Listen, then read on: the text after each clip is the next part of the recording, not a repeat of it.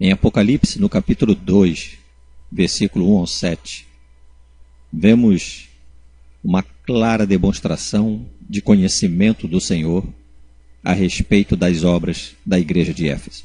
E eu queria compartilhar com os irmãos esse ensinamento. Essa carta nos ensina como é possível uma pessoa estar em conformidade com os padrões cristãos, sendo atuante, zeloso, dedicado, e mesmo assim cair no desagrado do Senhor. Cair no desagrado não por causa do zelo, do trabalho e da sua dedicação, mas pela falta do combustível que faz com que essas obras sejam aceitas pelo Mestre. Esse combustível tão importante que é o amor. A falta do amor também pode ocorrer em qualquer outra área da nossa vida, como no casamento, no trabalho, na vida diária e principalmente na vida espiritual. Por que será que isso acontece conosco? Existe uma coisa muito comum a todos nós, a qual nós chamamos de rotina.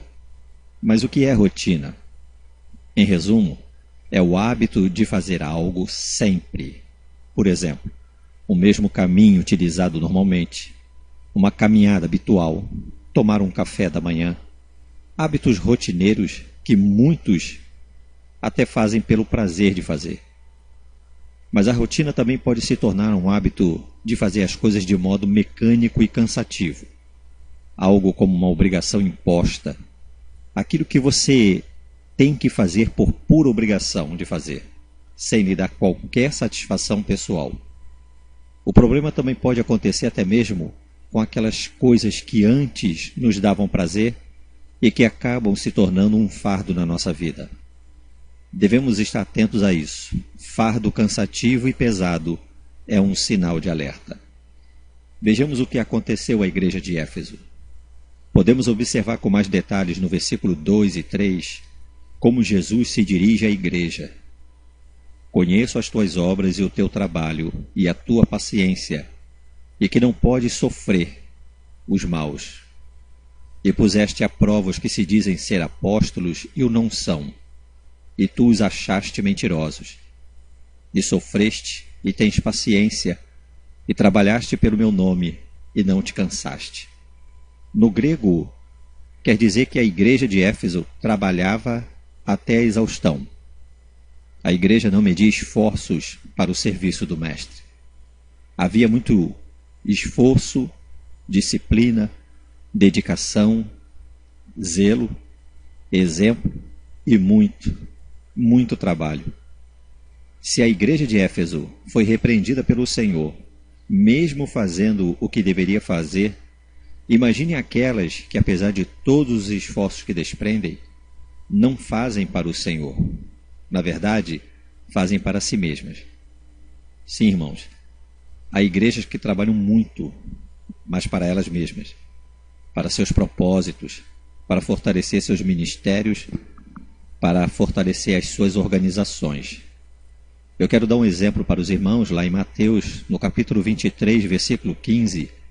O Senhor Jesus disse: ai de vós, escribas e fariseus, hipócritas, pois que percorreis o mar e a terra para fazer um prosélito, e depois de o terdes feito, o fazeis filhos do inferno 2 vezes mais do que vós. Os esforços dos doutores da lei não eram aprovados pelo Senhor, e olha que viajar naquela época não era uma tarefa fácil. Não se impressione pelos grandes e aparentes esforços que muitos insistem em demonstrar para você. Atente para o conteúdo que é ensinado e para o propósito daquilo que é feito e quem é a pessoa ou quais são as pessoas que estão fazendo. Pergunte-se, qual é o resultado produzido? Converte as almas genuinamente a Cristo? As tornam filhas do céu ou filhas do inferno? Preste bem atenção no que eu vou te dizer. A pior coisa que pode acontecer na vida de uma pessoa é ela achar que é salva, quando na verdade ela está perdida para sempre. Esse é o pior tipo de engano que pode invadir a mente e o coração de alguém. Uma eternidade totalmente perdida por causa desse engano fatal é o que nós temos visto acontecer nos nossos dias. Já no tempo de Jesus, o Senhor Jesus os chamou de ai de vós, e escribas e fariseus hipócritas. Eles faziam com que as pessoas pensassem que eram salvas, que estavam agradando a Deus, quando na verdade elas se tornavam filhas do inferno 2 vezes mais do que eles mesmos. Preste bem atenção no que eu vou te dizer. E eu quero fazer para você uma pergunta e gostaria que você respondesse sinceramente. Esse evangelho de hoje, ele tem gerado filhos para Deus? Há mais esperança em um pecador consciente de seu estado de perdição do que um pecador enganado pelo sistema religioso cristão. O irmão entendeu? Há mais esperança em um pecador consciente de seu estado de perdição do que um pecador enganado pelo sistema religioso cristão. E é por isso que Jesus tratava os religiosos hipócritas de forma tão dura. Em Mateus 23:13 diz assim: ai de vós, mestres da lei e fariseus hipócritas, vocês fecham o reino dos céus diante dos homens, vocês mesmos não entram, nem deixam entrar aqueles que gostariam de fazê-lo. Lá em Isaías, no capítulo 58, versículo 3, diz que até o jejum que eles faziam era para o próprio contentamento deles. Não havia nenhum valor espiritual. Sacrifício de hipócritas. Ainda cobravam respostas do Senhor. A igreja de Éfeso, porém, fazia para o Senhor. Tanto é que o Senhor não havia repreendido a igreja pelo que ela estava fazendo, mas como ela estava fazendo. A igreja tinha um protocolo impecável diante do Mestre. Trabalhava até a exaustão, era perseverante, igreja rigorosa e bastante disciplinadora, conforme realmente deve ser a igreja do Senhor. Muito bem, suas obras eram aprovadas por Jesus. Veja o que ela também fazia. Ela colocava à prova os que se diziam ser apóstolos. Hoje, basta alguém se intitular obreiro ou conseguir uma declaração de obreiro que ninguém poderá questionar sua autoridade espiritual. A igreja de hoje é um verdadeiro shopping center de obreiros, levitas, missionários, pastores, profetas. Tem título para tudo quanto é gosto, até para título de apóstolos. Esses obreiros reivindicam a autoridade divina e não admitem que sejam questionados, porque eles sabem que, se forem reconhecidos como enviados de Deus, seus ensinos serão aceitos sem questionamentos, sem resistências. Fazendo isso, eles capturam as mentes das pessoas mais facilmente, e é por isso que a maioria deles usa muito em suas pregações as tais expressões: eu sou de Deus, sou profeta de Deus, sou uma pessoa enviada do Senhor, ou dizem, nada sou, é a misericórdia de Deus na minha vida. Você percebe que em todo o tempo eles procuram de uma forma ou de outra chamar atenção para si, e até fazem o povo olhar para eles como alguém especial, embora alguns até afirmam que nada são. A conduta desses obreiros é claramente identificada de forma muito simples. Eles dominam os cultos e prendem as atenções das pessoas. Todos ficam admirados, perplexos com eles, até os pastores das igrejas. A única autoridade que não pode ser questionada, irmão, é a autoridade de Deus e da sua santa palavra. Tal autoridade, ela é única e intocável. Consagrações feitas nos acordos eclesiásticos são fatos comprovados na história da igreja ao longo dos séculos.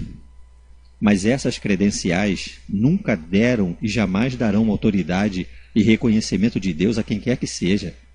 Tem uma igreja muito conhecida, que eu não vou dizer o nome, um ministério muito conhecido, muito forte do meio evangélico.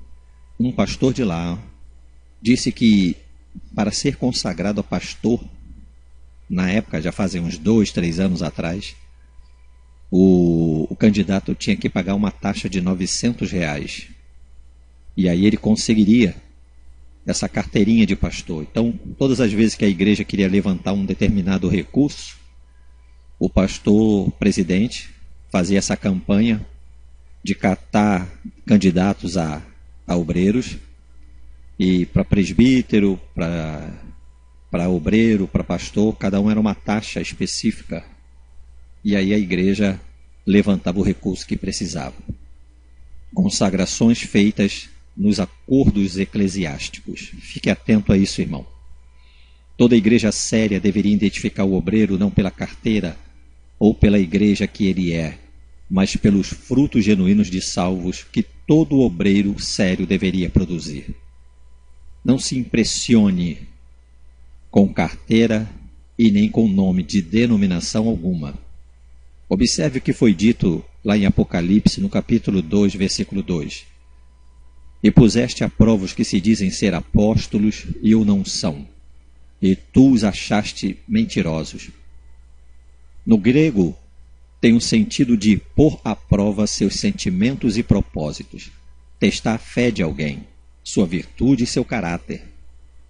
Hoje, qualquer um é obreiro, principalmente se foi famoso no mundo, ou se teve um passado de grandes experiências com as trevas.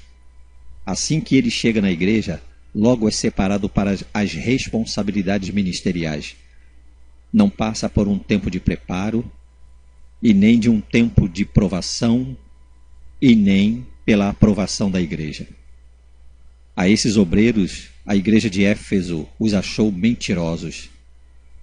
Essa palavra mentiroso, irmão, quer dizer enganador, falso.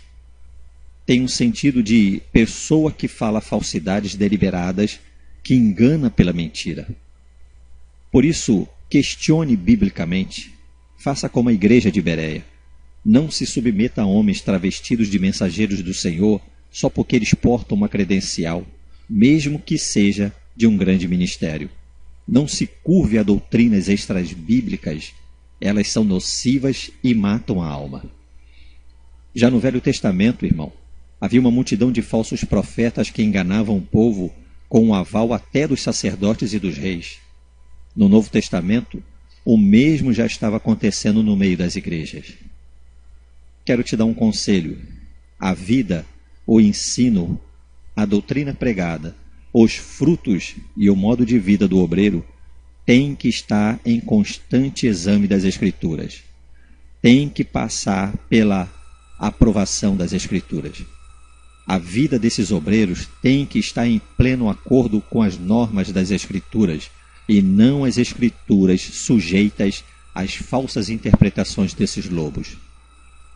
Em Apocalipse, no capítulo 2, versículo 6, diz assim: Tens, porém, isto, que odeias as obras dos nicolaítas, as quais eu também odeio. Quem são os nicolaítas, hein?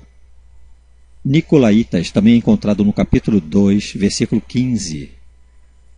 O significado desse nome quer dizer destruição do povo. Ele vem de Nicolau, que quer dizer conquistador do povo, que, por sinal, vem de vitória e conquistar completamente. A igreja de Éfeso odiava as suas obras. Essa palavra obras, ela tem um sentido de empreendimento, negócio. Existe alguma semelhança com os obreiros de hoje? Alguma característica semelhante com os pregadores, os profetas de hoje? E com a doutrina que pregam? Dominam as massas, prometem vitória e prosperidade ao povo. Isso te diz alguma coisa? Apocalipse capítulo 2, versículo 15, fala sobre a doutrina dos nicolaítas. Doutrina, o seu ensino, a sua instrução. Irmãos, há uma massa imensa de pessoas aflitas e necessitadas de milagres. Elas são, na verdade, um campo muito fértil para esses obreiros. Os seus ensinos caem como luva diante de tanta necessidade e de tanta falta de conhecimento das Escrituras.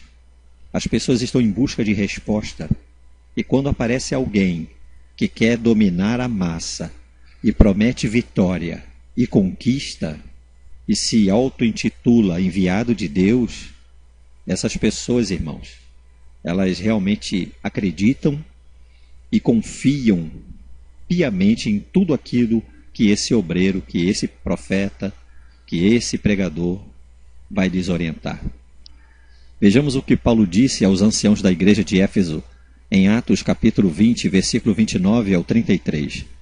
Porque eu sei isto que, depois da minha partida, entrarão no meio de vós lobos cruéis, que não pouparão ao rebanho. O lobo, ele só quer a ovelha. Ele só quer se alimentar da ovelha. Ele não ama a vida da ovelha, pelo contrário, ele rouba, ele mata a ovelha. E que dentre vós mesmos se levantarão homens que falarão coisas perversas para atraírem os discípulos após si. Falarão coisas perversas. Essa palavra tem um sentido de palavras pervertidas, que desviam o homem do caminho certo, que corrompe a mente, muda a mente da pessoa e a sua conduta, irmão, para arrastar os discípulos após si. Você está entendendo que o apóstolo Paulo estava orientando aos anciãos da igreja de Éfeso? É que depois da partida dele, se levantariam e entrariam no meio deles lobos cruéis, quer dizer, homens com apetite de lobo, querendo matar o rebanho, não tinham interesse na vida, na saúde do rebanho, e que através de palavras que mudariam a forma do rebanho pensar, arrastariam essas pessoas após si. Portanto, disse o apóstolo Paulo, vigiai, lembrando-vos de que durante 3 anos não cessei noite e dia de mostrar com lágrimas a cada um de vós. Agora, pois, irmãos, encomendo-vos a Deus e a palavra da sua graça, a Ele que é poderoso para vos edificar e dar herança entre todos os santificados. De ninguém cobiceis a prata, nem o ouro, nem o vestuário. Veja lá em 2 Pedro, no capítulo 2, versículo 3. E por avareza farão de vós negócio com palavras fingidas, sobre os quais já de largo tempo não será tardia a sentença, e a sua perdição não dormita. Farão de vós o quê? Negócio. Essa palavra quer dizer comércio. Usar uma pessoa ou uma coisa para beneficiar-se. Usar uma pessoa como instrumento de negócio. Essa palavra vem de uma raiz que quer dizer tornar seu adepto, tornar seu seguidor. Como eles fazem isso, irmãos? Com palavras fingidas, irmão. Palavras moldadas, formadas, como de barro. Palavras inventadas, simuladas. Hoje, o que se vê são artistas de púlpitos que são transformados em verdadeiros atores de coisas sérias. Eles transformam os púlpitos das igrejas em palcos de espetáculos. Personagens com estilos próprios, roupa, cabelo, forma de falar. As escrituras os chamam de hipócritas, cujo sentido no grego quer dizer atores de coisas sérias. Desperta, irmão. Desperta para o que esses homens, para o que esses pregadores, para o que essas mulheres travestidas de enviadas de Deus, para que essas pessoas que estão aí se auto-intitulando enviados de Deus, especiais, e você fica de boca aberta, admirado, porque adivinham CPF, adivinham nome, prometem prosperidade, dizem que são enviados do Senhor, quando na verdade são enviados pelo diabo para enganar você, para desviar você do caminho correto. Você entendeu? A igreja de Éfeso detestava os negócios dos nicolaítas. E você? Você tem detestado esse tipo de obra? Esses pregadores subestimam a inteligência espiritual do povo de Deus. Você sabia que existe a inteligência espiritual? Veja lá Colossenses no capítulo 1, versículo 9. Por esta razão, nós também, desde o dia em que ouvimos, não cessamos de orar por vós e de pedir que sejais cheios do conhecimento da sua vontade, em toda a sabedoria e inteligência espiritual. A igreja de Éfeso não tolerava esses obreiros fraudulentos. O apóstolo Paulo, em Atos 20, já havia alertado a igreja sobre esses lobos. E hoje, são tão aceitos e venerados no meio evangélico. Por que será? Porque eles dão um lucro. Veja em 2 Timóteo, no capítulo 4, versículo 3. Porque virá tempo em que não suportarão a sã doutrina, mas tendo comichão nos ouvidos, amontoarão para si doutores conforme as suas próprias concupiscências. Tais mensageiros sabem exatamente aquilo que o povo quer. Hoje não é diferente dos tempos bíblicos, tanto do Velho como do Novo Testamento. Vejo muitos pastores, profetas e membros que se gabam de seus ministérios e ostentam seus feitos maravilhosos, mas que não aguentam um exame das Escrituras Sagradas, não aguentam um confronto direto com a palavra de Deus. Certa vez eu estava confrontando 2 pseudos pastores de uma denominação famosa sobre este assunto. E um deles me disse que eles não queriam o evangelho da Bíblia, mas sim o evangelho contemporâneo. Hoje, esse pastor vive em grande amargura da alma. A igreja de Éfeso tinha a aprovação do Senhor em relação à sua conduta, mas suas obras, apesar de aprovadas por ele, não eram aceitas por ele, porque faltava o principal. Então, podemos andar rigorosamente nos padrões das Escrituras, fazermos o que é correto e mesmo assim sermos reprovados pelo Senhor? Sim. As Escrituras nos dizem que devemos crer em Deus. E ela também diz que os demônios creem e estremecem, e nem por isso eles deixam de ser inimigos de Deus. Veja Tiago 2,19. Tu crês que há um só Deus? Fazes bem. Também os demônios o creem e estremecem. O fato de você obedecer e até mesmo estar em conformidade com aquilo que a palavra de Deus manda, não quer dizer que você está sendo aceito por Deus. Ele quer algo mais da sua igreja. E olha a advertência que ele dá à igreja de Éfeso. Versículo 4, capítulo 2, versículo 4. Tenho, porém, contra ti que deixaste a tua primeira caridade. Tenho, porém, contra ti que deixaste. Alguém pergunta, mas o amor, ele não acaba. Ele não acaba, mas ele pode ser negligenciado. A palavra deixar quer dizer negligenciar, deixar de lado uma dívida, deixar de lado um compromisso, uma obrigação. Negligenciar é o ato de não prestar atenção a alguma coisa como deveria, não tomar conta daquilo, descuidar, desleixar, desatentar. O que a igreja havia negligenciado? O primeiro amor. Agora deixe-me explicar sobre primeiro amor. Eu ouço muito cristão falando sobre o primeiro amor. Irmãos, o termo aqui primeiro, no grego, tem um sentido de primeiro lugar de influência e honra. E amor quer dizer afeição, boa vontade, banquete de amor. Vem de estar satisfeito, estar contente, receber com alegria. Primeiro amor quer dizer lugar de honra. O amor não influenciava mais a igreja. Tudo o que ela fazia era apenas cumprir uma obrigação. O irmão entendeu? Em outras palavras, a igreja de Éfeso não era mais movida pelo sentimento principal. Fazia por protocolo, por obrigação, mas não pelo prazer e pela satisfação. Pense comigo. Você ficaria contente se alguém fizesse algo por você ou para você, simplesmente por obrigação de fazer?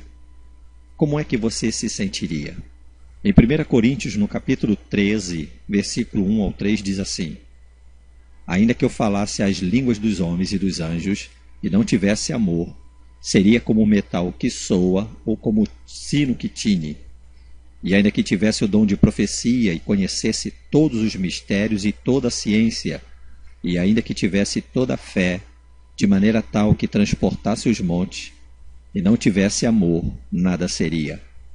Ainda que distribuísse toda a minha fortuna para sustento dos pobres, e ainda que entregasse o meu corpo para ser queimado, e não tivesse amor, nada disso me aproveitaria.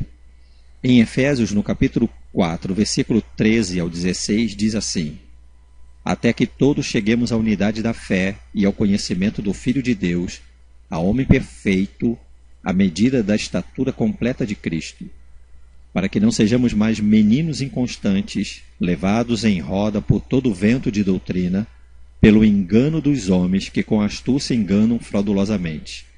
Antes, seguindo a verdade em amor, cresçamos em tudo naquele que é a cabeça, Cristo, do qual todo o corpo, bem ajustado e ligado pelo auxílio de todas as juntas, segundo a justa operação de cada parte, faz o aumento do corpo para a sua edificação em amor.